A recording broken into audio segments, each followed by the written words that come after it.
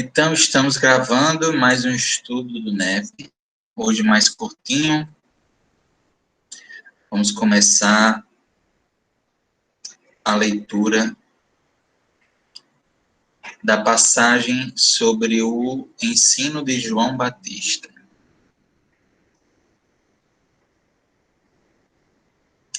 Mas vamos fazer, antes disso, a nossa prece. Você faz? Uhum.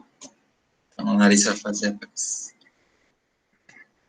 Então, vamos pensar em Deus, pensar em Jesus, procurar acalmar, procurar nos acalmar, fazendo com que a paz, a harmonia e o equilíbrio penetrem o nosso ser.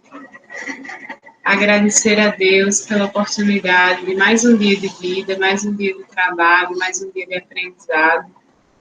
Que possamos, a cada passo, a cada pensamento, a cada palavra, sermos pessoas melhores, pessoas mais amorosas, pessoas que saibam desenvolver, né, o perdão dentro dos corações.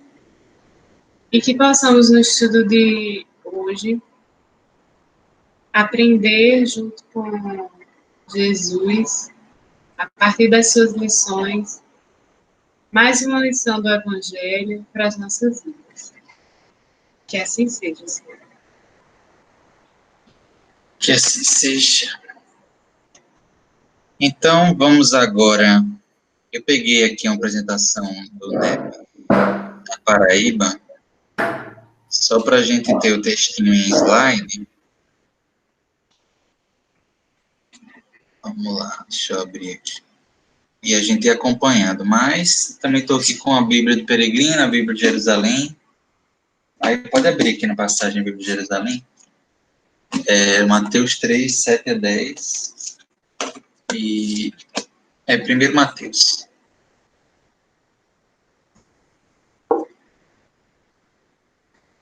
Vamos lá, compartilhar a apresentação de slide.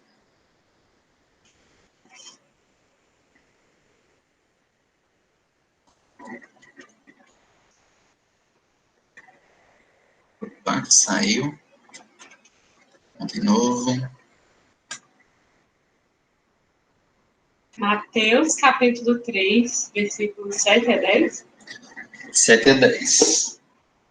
Também que a Bíblia de Jerusalém bota tudo junto, né? Deixa eu ver a Bíblia do Peregrino aqui, como é que Tá dentro da passagem de pregação de João Batista. Mateus, capítulo 3.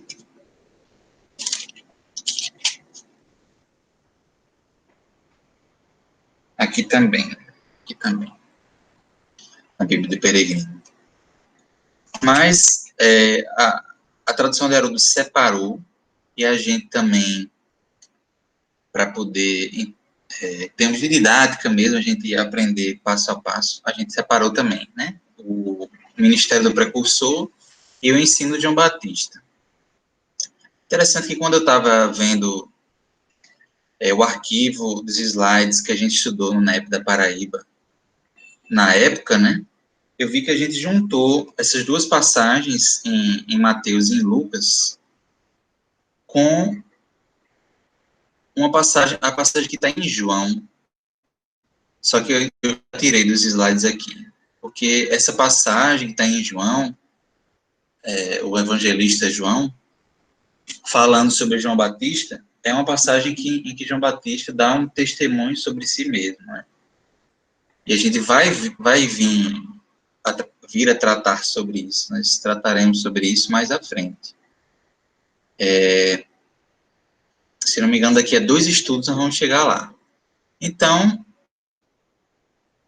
as correspondências são essas, em Mateus e em Lucas. E tem essa passagem em João, que só está em João, sobre João Batista. Nós vamos ver daqui a um tempinho. Aí a ideia é irmos fazendo aquela leitura com o dedo, né?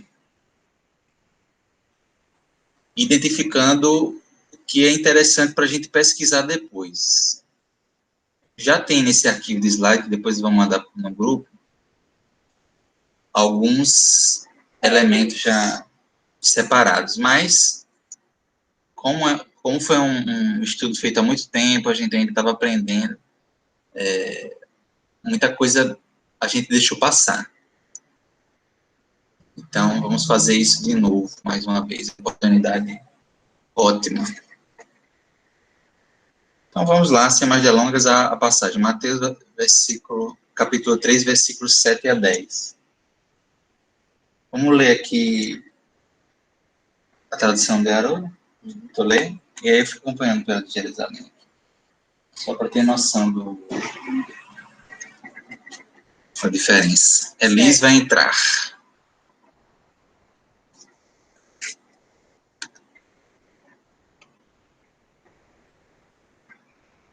Pronto, posso ler? Deixa eu só ver se a Elisa, que eu acabei de permitir a entrada dela.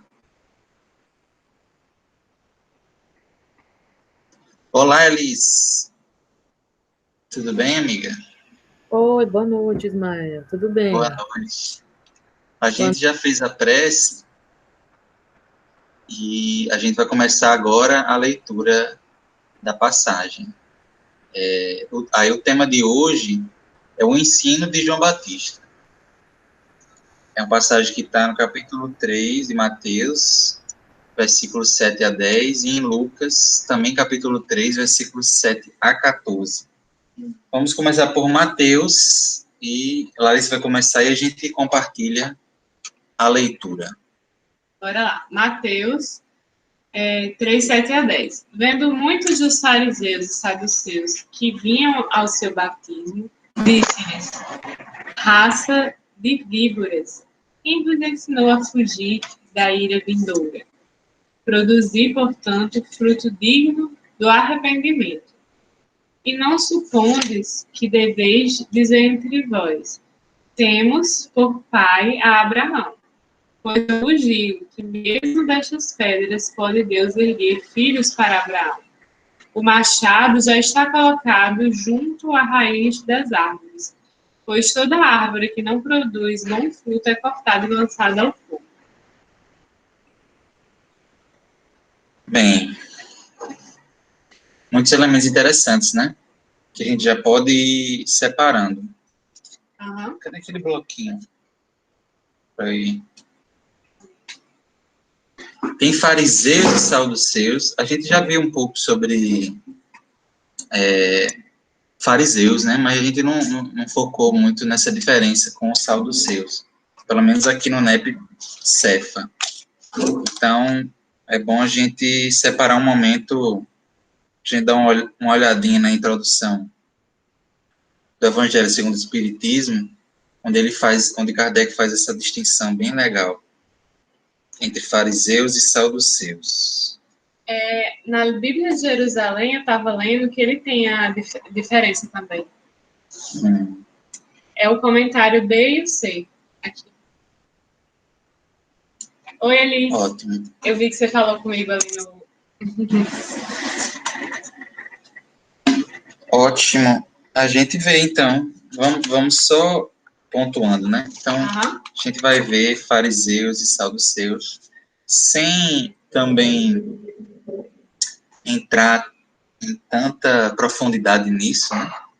Eles vão aparecer várias vezes, a gente vai ver. E como a passagem é sobre o ensino de João Batista, vamos ver o que a gente pode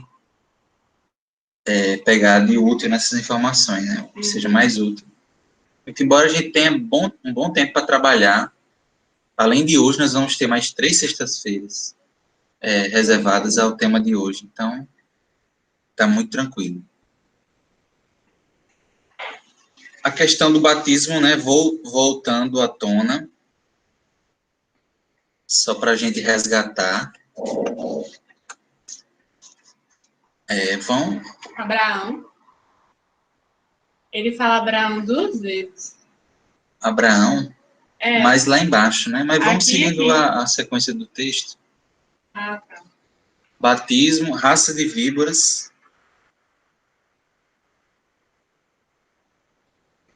Era que eu estou anotando no computador, né?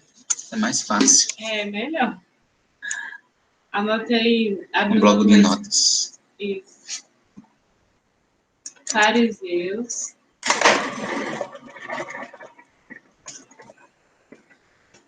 Saduceus. Essa questão da raça de víboras é interessante, viu? Muita gente atribui essa fala a Jesus, mas foi João Batista que falou, se referindo a os fariseus e saduceus. Raça de víboras.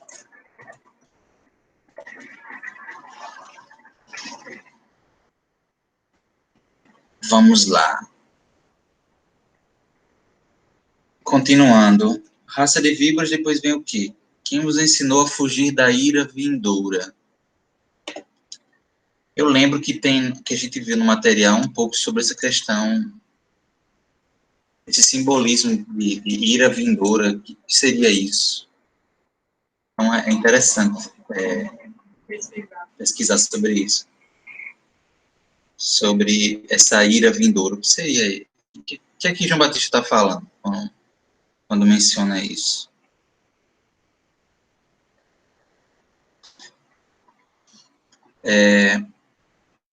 O fruto, produzir, portanto, fruto digno de arrependimento. Fruto, interessante essa figura do fruto, não só, assim como a semente, a planta, a árvore, são símbolos muito utilizados no Evangelho. E é interessante a gente já ir vendo, né? Então, separar um estudo sobre o fruto dentro desse contexto. Fruto digno de arrependimento. Arrependimento, a gente já viu, mas vamos voltar àquele conceito de metanoia, né? Metanoia como está no grego, né? Não supondes que deveis dizer entre vós, temos por pai a Abraão. Você falou de Abraão, olha aí. Passei alguma coisa? Não, eu acho que não. Temos por pai a Abraão. Abraão como patriarca, e acho que cabe aqui um estudo sobre a importância de Abraão como patriarca do povo hebreu, né? Vai nos elucidar essa figura que o João Batista está usando aí na conversa com os fariseus e saduceus. E aí, depois disso, vem uma figura de linguagem, um trocadilho fantástico do João Batista, que a gente só percebe quando a gente vê a língua original. Pois eu vos digo que mesmo destas pedras pode Deus erguer filhos para Abraão. Eu nem estou vendo a diferença de tradução aqui, é bom ir vendo, né? Dá uma olhada aqui para mim. Como é que está aí esse versículo? E os demais, se tem alguma diferença muito gritante. Mas então, sobre isso, pedras e filhos, né? E aí a gente vai ver que essas palavras no hebraico, elas são muito similares. Então, foi uma brincadeira sonora que o João Batista vai fazer com essas duas palavras, pedra e filhos. Que em português não tem uma sonoridade parecida, mas no hebraico sim. Se não me engano, é banim e abanim, uma coisa assim.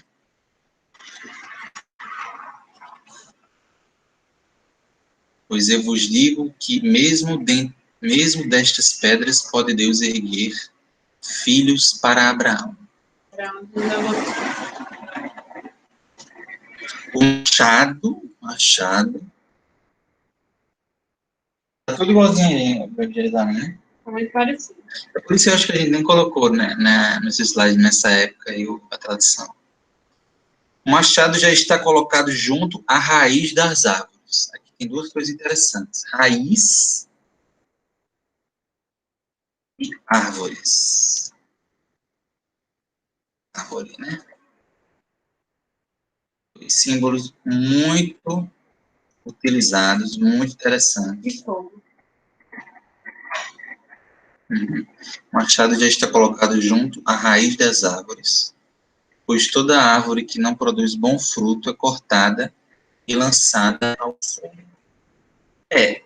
Fogo também, mas com cuidado aqui, porque fogo tem muitos significados no Evangelho, muitos significados, dependendo do contexto, muda completamente o sentido. Então, é interessante a gente ver o significado desse símbolo dentro do contexto da passagem, porque senão a gente vai entrar sobre fogo no Evangelho, dava para fazer vários estudos só sobre isso.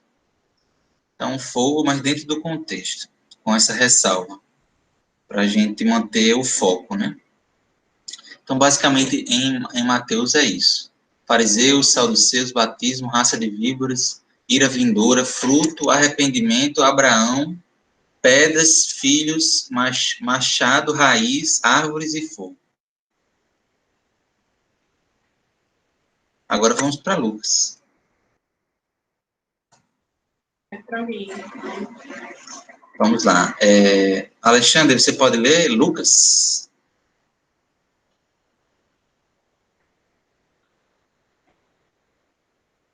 Deixa eu aumentar aqui a tela um pouquinho para mim. Lucas, né? Isso, Lucas. Assim diziam as multidões que afluíam para serem batizadas por ele.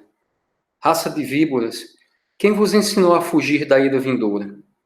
Produzi, portanto, frutos dignos do arrependimento, e não comeceis a dizer entre vós, temos por pai a Abraão, pois eu vos digo que mesmo destas pedras pode Deus levantar filhos para Abraão. O machado já está colocado junto à raiz das árvores, pois toda árvore que não produz bom fruto é cortada e lançada ao fogo. E as multidões o interrogavam, dizendo, então o que faremos? Em resposta, ele lhes disse, aquele que possui 2 túnicas, reparta com quem não tem, e quem possui comida, faça o mesmo. Publicanos também vieram para ser batizados, e disseram, mestre, que faremos? Disse-lhes, não deveis exigir nada além do que vos foi prescrito. Os soldados, da mesma forma, lhe perguntavam, e nós, que faremos? Disse-lhes, não pratiquem extorsão, nem acusem ninguém falsamente. Contentai-vos com vosso soldo.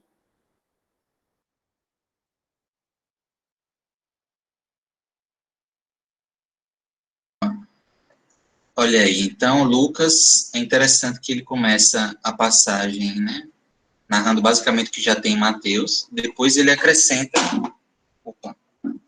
um pouco mais de alguns elementos do ensino de João Batista, né? Então dá um acréscimo interessante. Então, o início do texto é basicamente o mesmo. Acho que a gente pode acrescentar aí a questão das multidões.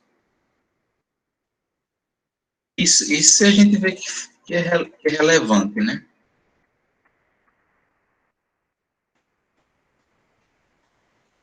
Multidões, raça de víbora já foi, ira vindoura também. O que a gente não enfrentar aqui nos elementos, a gente vai ver na hora dos comentários, né? Propriamente ditos, né? Sim. Então, não precisa estar contemplado tudo na parte dos elementos, né? exatamente. Então, frutos e arrependimento já falamos, já colocamos aí. Abraão como pai, né? Interessante ver isso, Abraão como pai, como patriarca, chamado de patriarca. Pai. Basicamente as mesmas coisas, machado, raiz, pedras, filhos. Até 3:9 está tudo igual. Só muda multidões mesmo. Aí a partir do 10 já começa a mudar um pouco, né? As multidões o interrogavam dizendo, então o que faremos? Aquele que possui 2 túnicas reparta com quem não tem. A gente já vê as túnicas. Vou dar uma estudada sobre as túnicas. Publicanos, a gente não viu ainda. Já acrescenta também.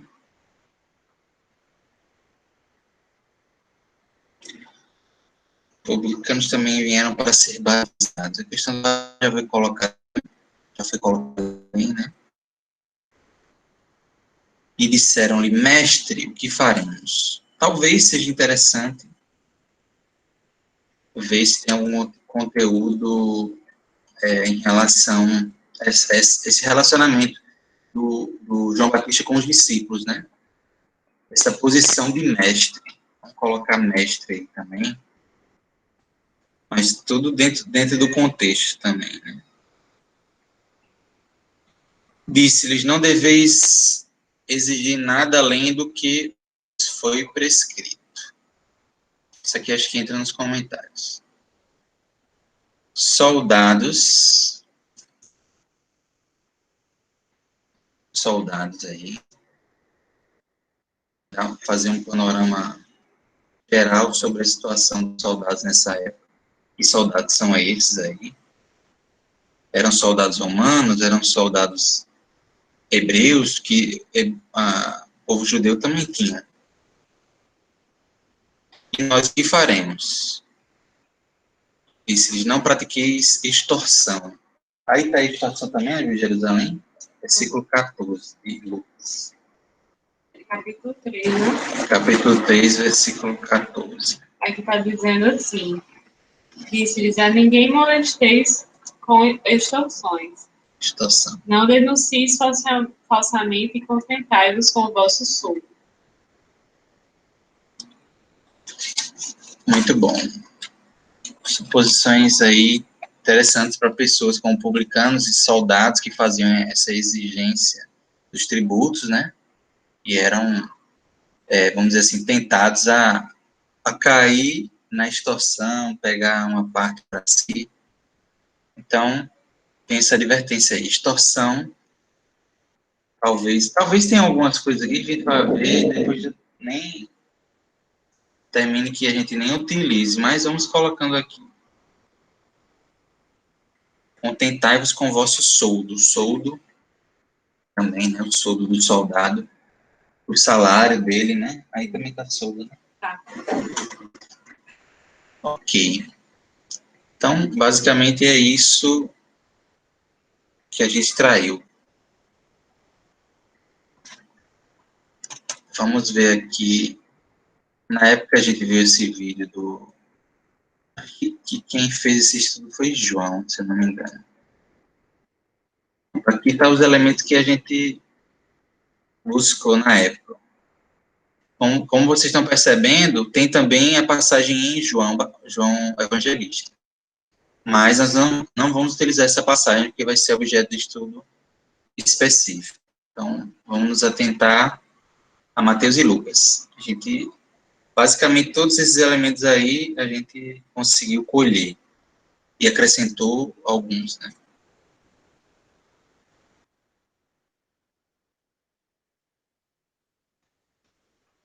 Ó, a questão dos fariseus e saduceus.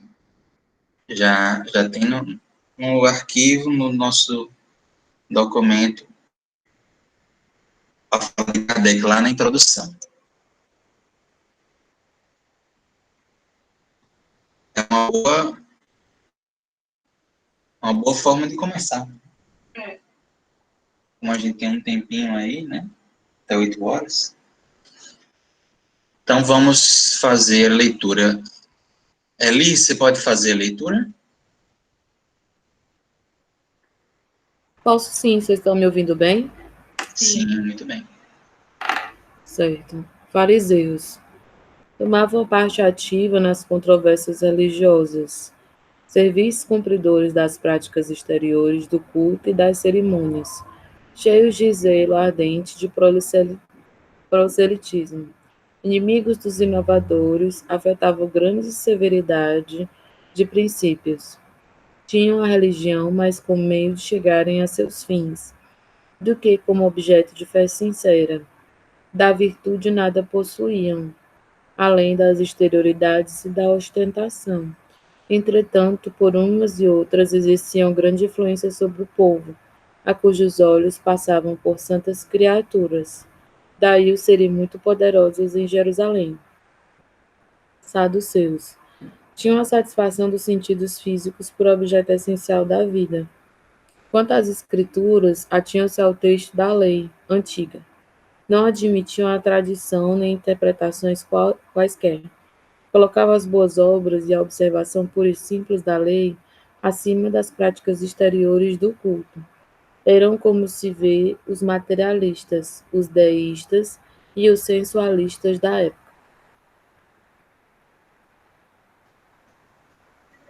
Então é isso basicamente a diferença. A gente extraiu uns trechos para resumir. Tem um pouquinho mais lá no Evangelho, mas só para a gente já ter uma noção geral das diferenças entre fariseus e saduceus. Uns mais... Pode falar. Eu tenho aqui um programa que eu uso, é o The Word, e ele tem um dicionário de Strong, e uma diferença que a gente consegue perceber aqui no dicionário, entre fariseus e saduceus, só para relevar esse ponto, é que os fariseus, eles aceitavam a tradição oral como mais uma fonte de espiritualidade, e os saduceus não aceitavam. Saduceu era a lei escrita pura. Ou estava datilografado impresso no outdoor, ou não valia para eles. Eu queria dizer isso. É verdade, eram muito apegados ao texto, às escrituras, materialmente falando, né? E a gente sabe que dentro do contexto judaico, a tradição oral era importantíssima para a própria constituição do povo, né? Então, essa postura dos saduceus realmente é...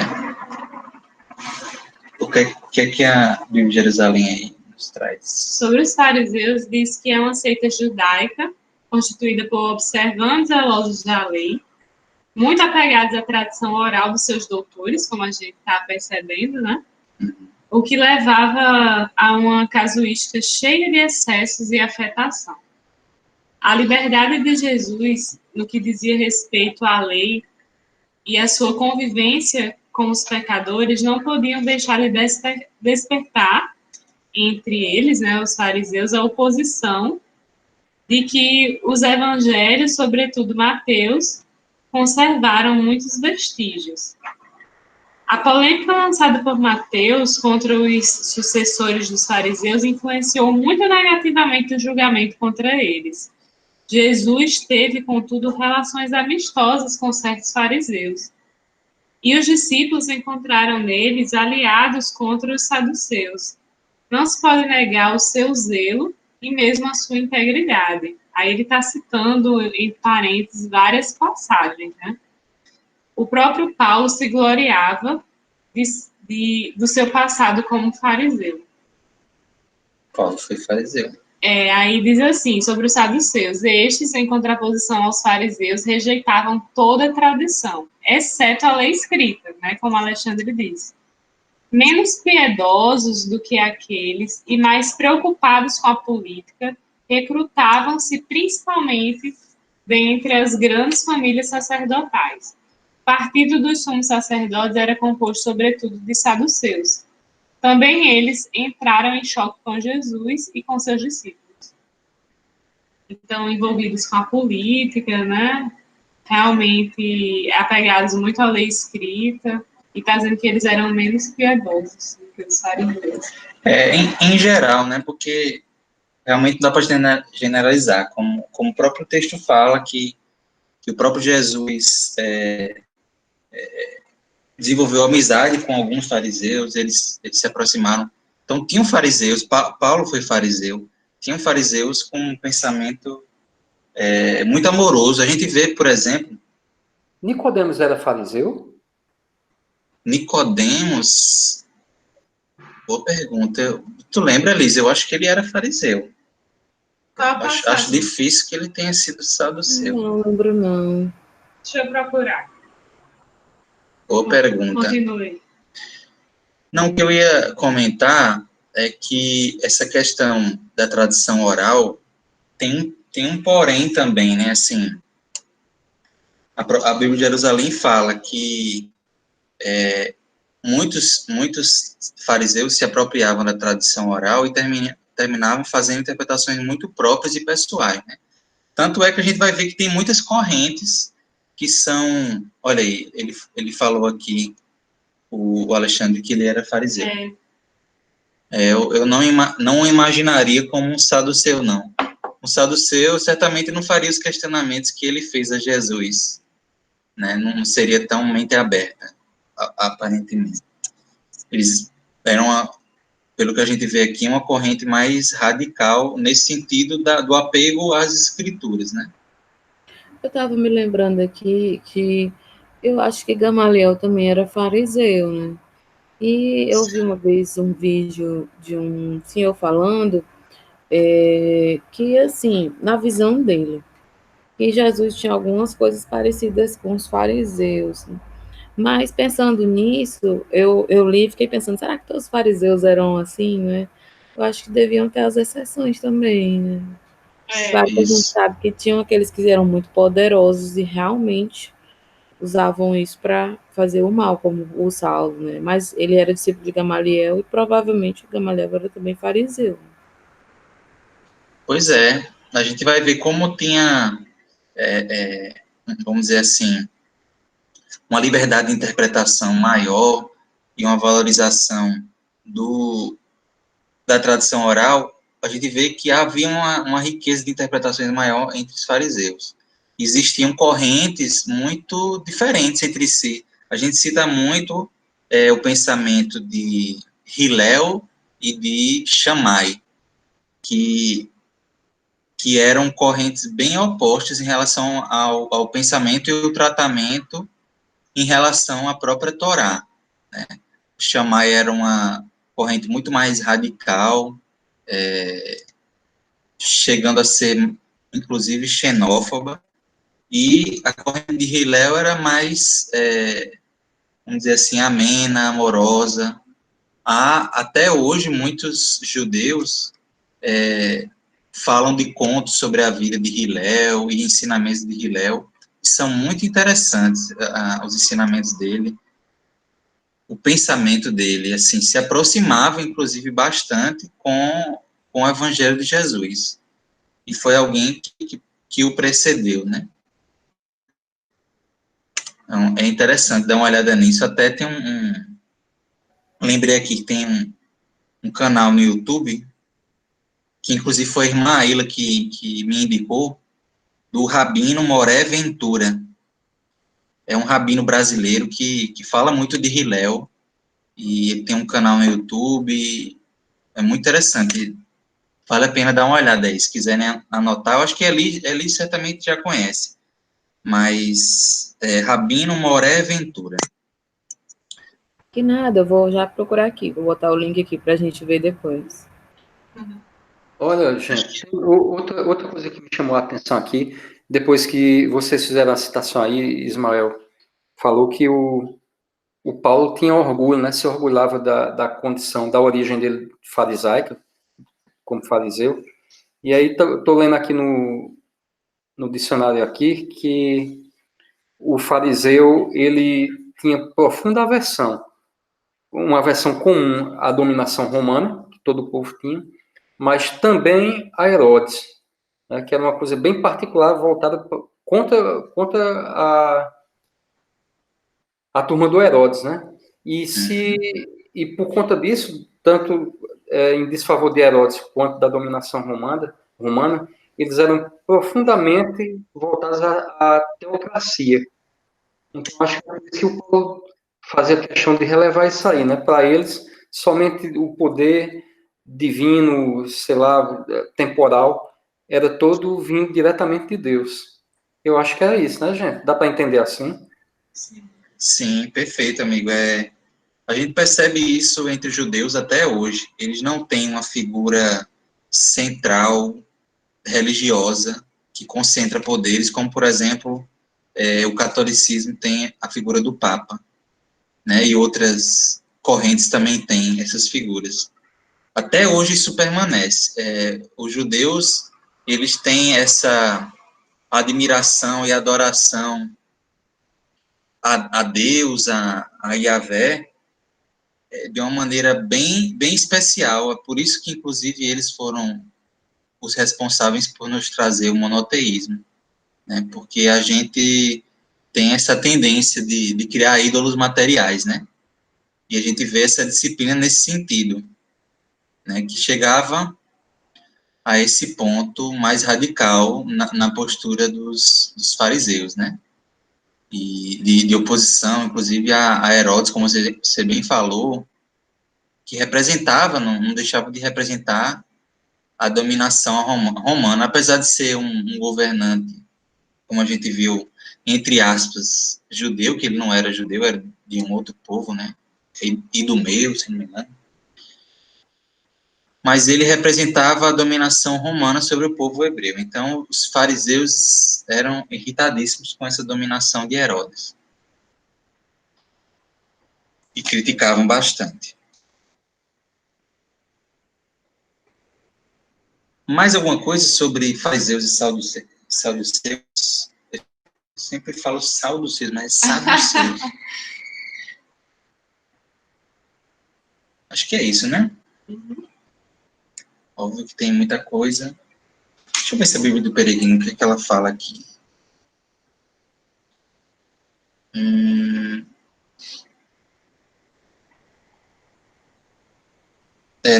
Não fala muita coisa, não. Especificamente sobre isso, ela não comenta. Então, vamos em frente. Tem outros elementos aqui, figuras interessantes, que acho que ainda dá tempo de ver hoje.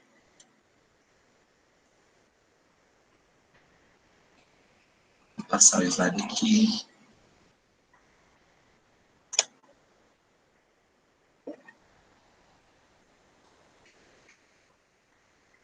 Publicanos.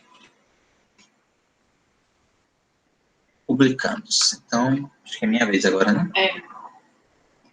Publicanos, a gente está partindo, o bom da gente partir da base de Kardec, do que ele fala no Evangelho segundo o Espiritismo, e a gente vai floreando com essas informações de outros dicionários, e comentários, e bíblias, e notas de rodapé, porque a informação de Kardec é segura, né? Muito interessante. Vamos lá, publicanos. Eram assim chamados, na antiga Roma, os cavalheiros arrendatários das taxas públicas, incumbidos da cobrança dos impostos e das rendas de toda espécie, quer em Roma mesma, quer nas outras partes do império. Os riscos a que estavam sujeitos faziam que os olhos lhe se fechassem para as riquezas que muitas vezes adquiriam e que, da parte de alguns, eram frutos de exações e de lucros escandalosos. Extorsões, né? Era uma tendência, uma tentação muito grande. Lidar com o dinheiro, a máquina pública, até hoje a gente ainda está superando esses problemas de corrupção. Mas, sim, publicanos, é Lucas que menciona publicanos, né, não é Mateus, quando ele vai falar na segunda parte. E a gente já conhece muito, né, essa figura do publicano, até porque Mateus era um publicano, e geralmente a gente já sabe que publicanos eram cobradores de impostos, e tinham essa ojeriza por parte do povo judeu, porque muitos deles terminavam se aproveitando da posição. Mas, diante disso, há mais alguma informação interessante sobre publicanos que vocês, por acaso, vejam por aí?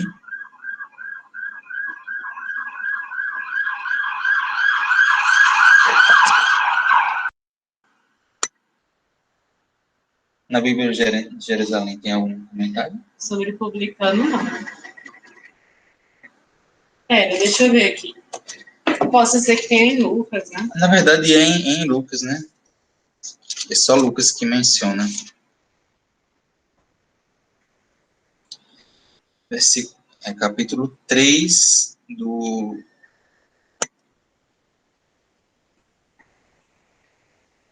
É a partir do 7, tá? A partir do versículo 7 até o 14.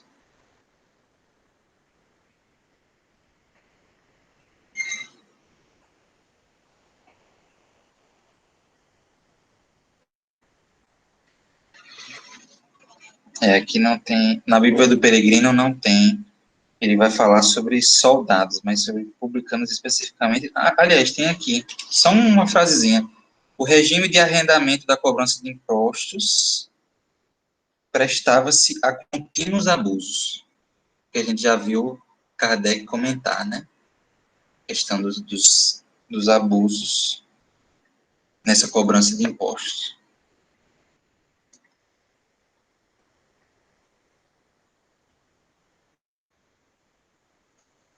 Essa questão da recomendação de João Batista pela justeza, né? Divisão correta dos recursos. Justiça. É isso. Se tiver alguma informação, eu acho que é mais do mesmo.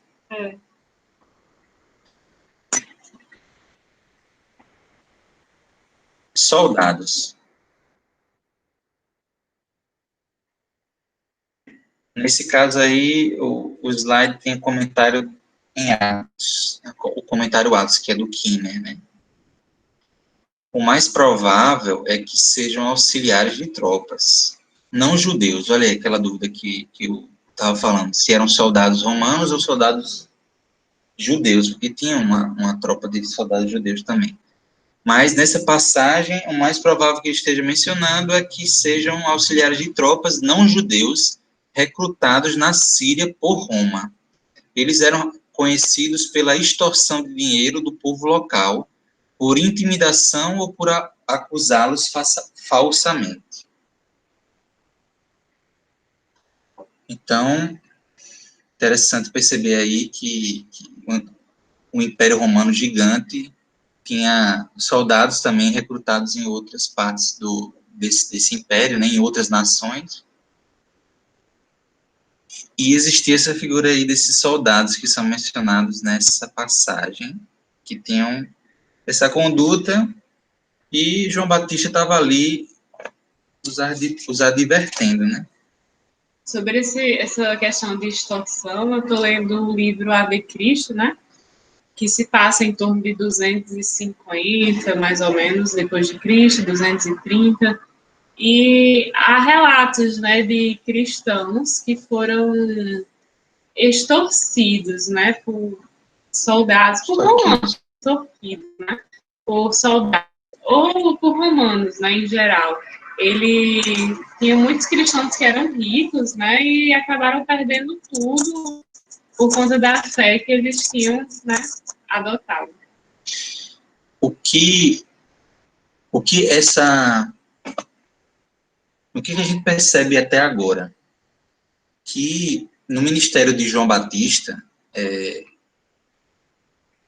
vamos dizer assim, entre os seguidores, ou pelo menos aqueles que o acompanhavam para serem batizados por ele, a gente vê uma diversidade muito grande de pessoas, né? Não só judeus, né? Não só judeus, como publicanos, como esses soldados, estavam ali questionando ele. Certamente vai justamente de encontro àquela noção do arrependimento, né? Figuras que, em geral, tinham, muitas vezes, durante a própria vida e existência, optado por atitudes bem complicadas, né? De extorsão, de dominação, de perseguição, como a Larissa bem mencionou, né? Esses soldados. Aqui, engraçado que aqui na Bíblia Bereguino está policiais. Também os policiais lhe perguntavam. Policiais é um termo mais atual, moderno, né? Até estranho ver isso. Mas essas figuras que enfim, tinham o aparato do Estado eram servidores públicos, vamos dizer assim, e eram colocados sobre ele um poder, uma autoridade para exercer ali essa função. E muitos deles terminavam extrapolando dessa autoridade, né? Para a gente ver que essa mensagem de João Batista, ela não deixou de ser atual, porque essa mesma atitude nós nos vemos muitas vezes, nossa humanidade atual, moderna, fazendo essas mesmas coisas. Sobre soldados, mais alguma coisa? E o Jerusalém fala alguma coisa em Lucas aí? Em Lucas, que tá. A Bíblia do Peregrino comenta aqui, alguns pensam em soldados estrangeiros mercenários. É mais provável que fossem judeus, olha só. A gente já vê informações totalmente contraditórias, né? É mais provável que fossem judeus a serviço do tetrarca ou dos cobradores de impostos. A menos que fossem soldados do próprio governo, né, do Herodes, mas isso é bem complicado. Mas acho que aqui eles falam dos romanos, né? E aí, assim, a Larissa fez o comentário, eu também lembrei do Paulo Estevão, quando tem o pai da Abigail e do Estevão, que ele encontra com soldados, né? E aí ele na ida ele não cumprimenta e apanha, e na volta ele cumprimenta e apanha. Então é bem isso. E o legal dos romances é que o Haroldo fala bastante isso, né? Que para a gente compreender o texto bíblico, é importante ler os romances, porque eles dão um conhecimento que muitas vezes não está no texto, nem está nas pesquisas acadêmicas. Então, eu gosto muito dos romances de Emmanuel. Estou pensando em reler, mas ainda não consegui escolher qual.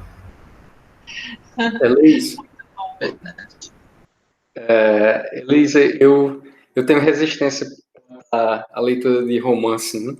Mas depois que eu comecei a estudar com vocês, eu abri mais assim a cabeça, porque eu sempre de acordo com o que você falou aí.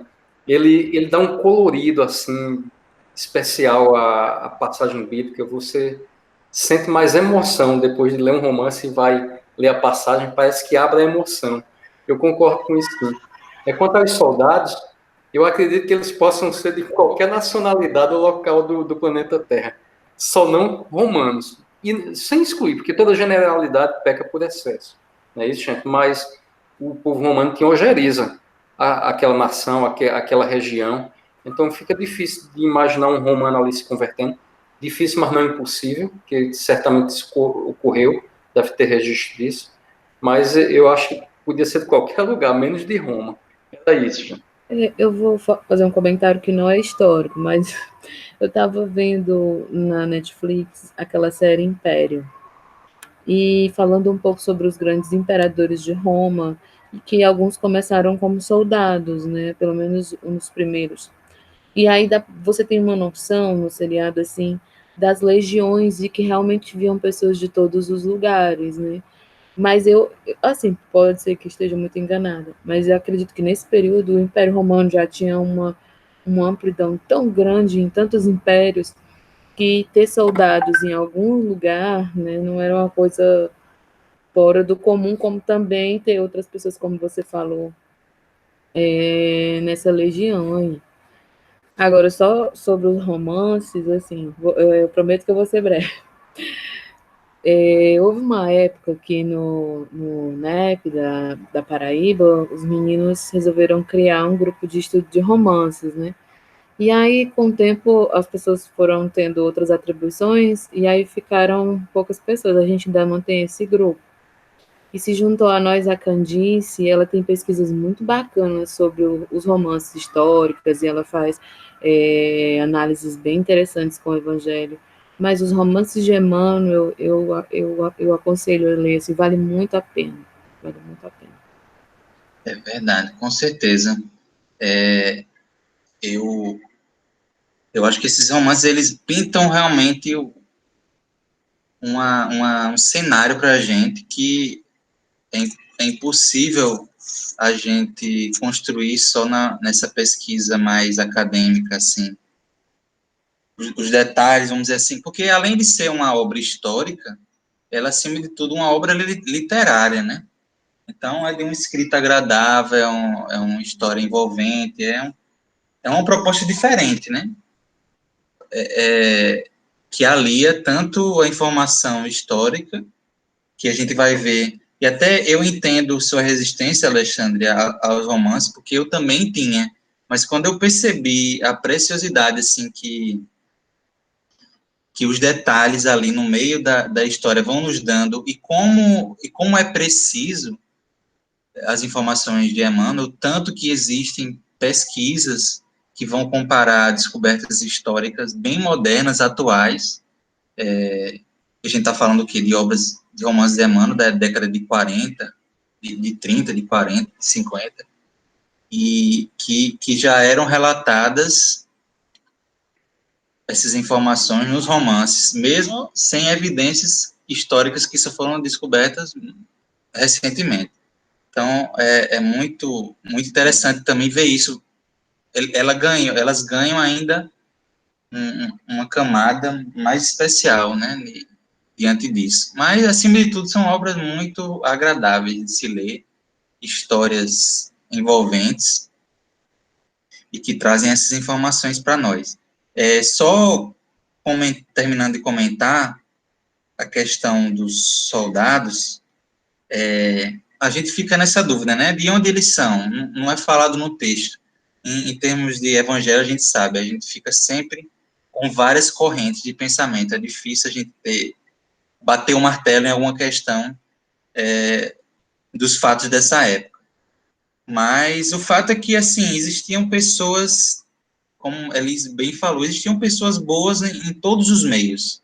A gente vai ver até nesses próprios romances de Emmanuel, que no meio do Senado, no meio dessas tramas políticas que tinham no meio ali pessoas de bom coração, né? E entre os soldados, sejam eles até judeus ou romanos, a gente vai ver, Alexandre, mais à frente, a passagem sobre o centurião romano, que vai ao encontro de Jesus, né? E Jesus vai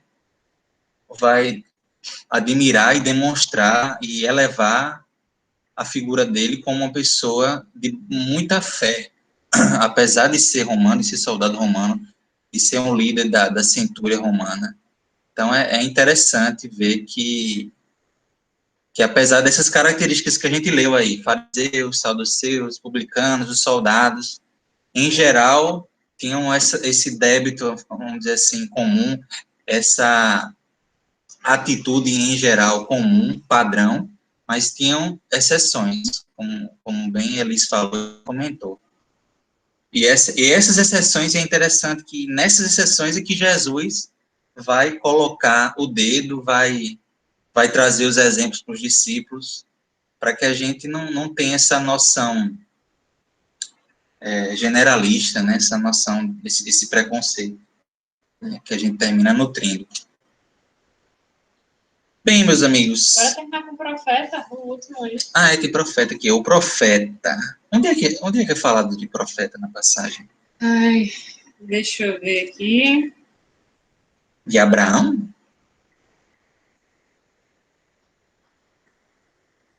Eu acho que... tá explicado. Eu acho que isso aí está na passagem em João. Porque esse estudo está misturado com a passagem de João, como eu comentava. Então, não tem esse termo profeta. Depois eu realmente só peguei esse arquivo do jeito que estava e trouxe para a gente aqui, mas depois a gente vai retirar esses acréscimos feitos para a gente utilizar mais à frente, né, quando a gente estudar essa passagem. Mas, então, ficamos aqui. Ficou alguma dúvida em relação a essas figuras, gente? Alguma coisa que vocês viram aí para acrescentar? Ou algum comentário a mais que vocês queiram fazer? Não, tá ótimo, Ismael. Só a dúvida, as palavras que você com Larissa aí destacaram, como é que você vai gerenciar depois? Boa pergunta. Ainda bem que você lembrou. A gente já pode retirar aqui algumas que a gente já viu, né? Fariseus, saduceus, publicanos e soldados. Mas nós temos 4 pessoas aqui, né? Nós temos sobrando 1, 2, 3, 4, 5, 6, 7, 8, 9, 10, 11, 12, 13, 14, 15, 16, 17. 17. Só que tem algumas coisas que a gente já viu aqui, né? Por exemplo, arrependimento. A gente já... Mas é muito importante. Fica cerca de 4 palavras por pessoa. Ficam mais ou menos 4 elementos por pessoa. Fica na ordem alfabética. Pelo menos as que estão aqui, né? Eu espero que depois, eu colocando no grupo, mais pessoas se integrem. Mas como estamos aqui aproveitando, o que é que vocês gostariam de ficar aí para pesquisar essa semana? Bota aí no texto, na caixa de diálogo para eles verem. Ah, tá. Então a gente já vai excluir o que a gente viu hoje, né? Para não ficar repetitivo. Aí, perfeito. Ótimo. Eu coloquei OK aí do lado. Essa parte inicial é em Mateus e embaixo em Lucas. É interessante, por exemplo, eu posso ficar com essa parte de pedras e fios, porque eu já tenho material interessante sobre isso. Eu vou ver sobre túnica. Fiquei interessado em pesquisar sobre túnica. Eu fico com batismo, raça de víboras, ira, vindoura e fruto. São 4 palavras para cada um, é isso mesmo? Isso. Pronto. Então, eu fico com essas 4 aqui, tá joia? Aí, ó. Você falou raça de víboras e... Batismo, raça de víboras, ira, vindoura e fruto.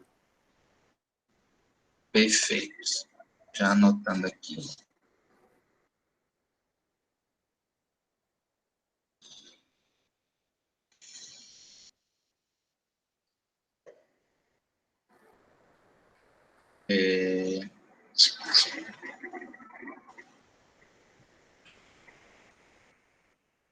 Aí eu peguei, no meu caso, vai ser... Vamos lá. Seguindo aqui a sequência. Pode ser Abraão, pedras, filhos e machado. Na ordem aqui que está aparecendo para mim. Tá bom. Eu fico com o que sobrar. Você falou túnica. É o que ele quer, eu fico com o que sobrar. Sim, Elisa, você vai poder... O que você deseja pesquisar para nós, se você puder? Ele tá pagando. Essas já foram. Vai dizer o quê? Não é para pagar, não. Não, mas não está pagando. O que vocês disserem. Ok. Posso ficar Larissa com... falou. Oi? Os elementos da natureza. O fogo, a árvore. Legal. Ótimo. Engraçado. Raiz. Da natureza mesmo. Árvore. Fruto. Fogo.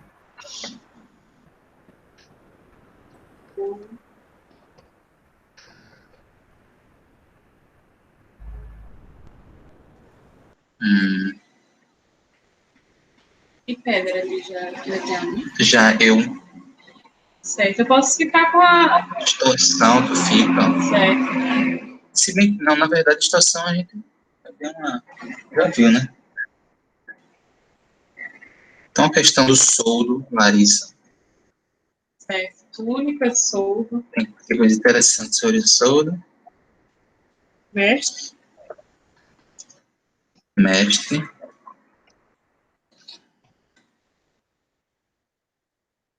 E multidões. Pronto, fechou então. Manda aí.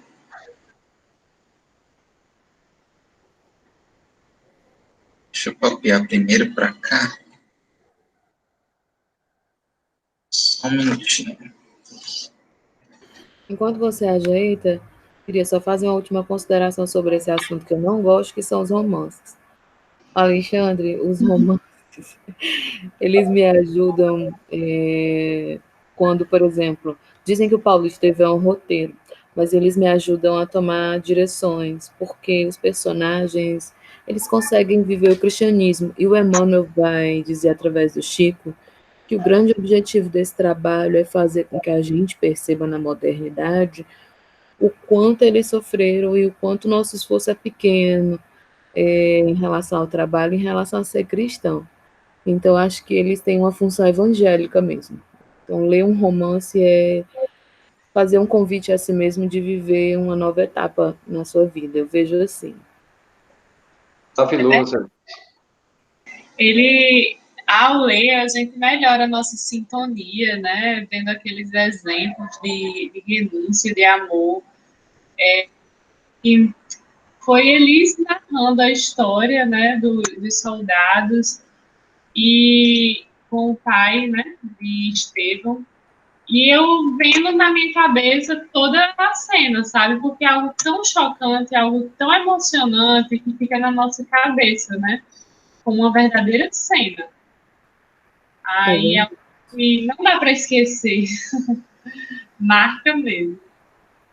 E é muito bacana também que, assim, depois o Geraldo Lemos fez algumas divulgações de uns arquivos do Chico, e aí o Chico vai dizer todos os personagens de cada livro que reencarnaram em Minas Gerais, assim, e a gente fica comparando a família Joviano, então isso é muito bacana. Ah, é. Nossa, é legal isso aí, né? Muita coisa legal para estudar nos romances. Agora, me diga uma coisa, no próximo encontro, a gente vai continuar com o que, quando, onde, como, com as palavras que a gente trouxer, é isso? E a gente manda no Isso. grupo para vocês reunirem, ou como vocês pensaram nisso? Como vai ser? Oi, Elis, repete a pergunta que eu não entendi. A gente manda a pesquisa no grupo para vocês reunirem, ou a gente traz nós mesmos? Olha, se vocês puderem enviar antes, já facilita, porque eu já colocaria no arquivo para mostrar.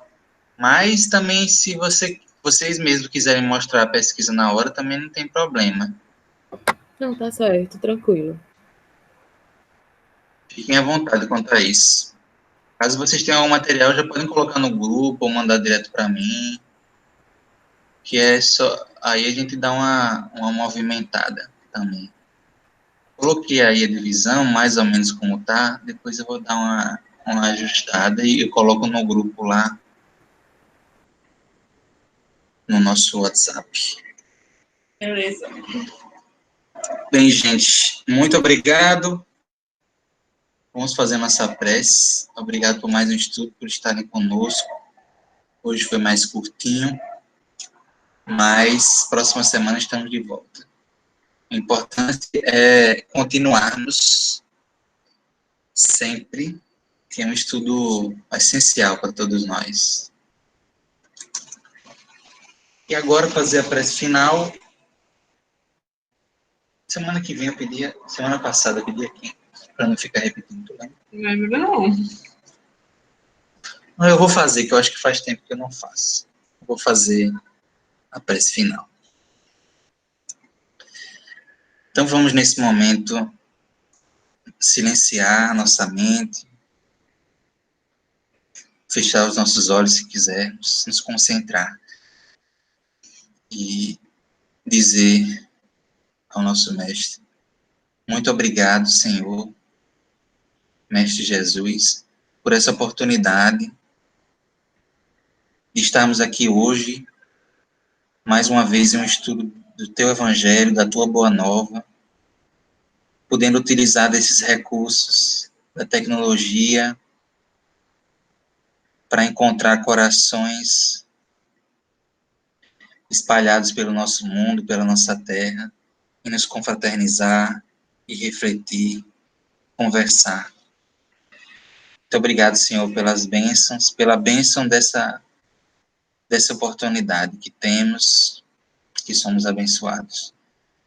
Que possamos vibrar também positivamente pelo nosso planeta, pelo nosso país, por todos que passam por dificuldade nesse momento, nos hospitais, nas suas casas. nessa luta,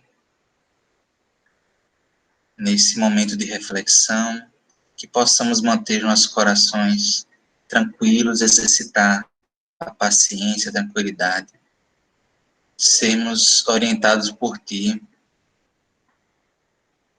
inspirados por Ti a termos as melhores atitudes. Gratidão por tudo, que assim seja. Que assim seja. Amém. Amém.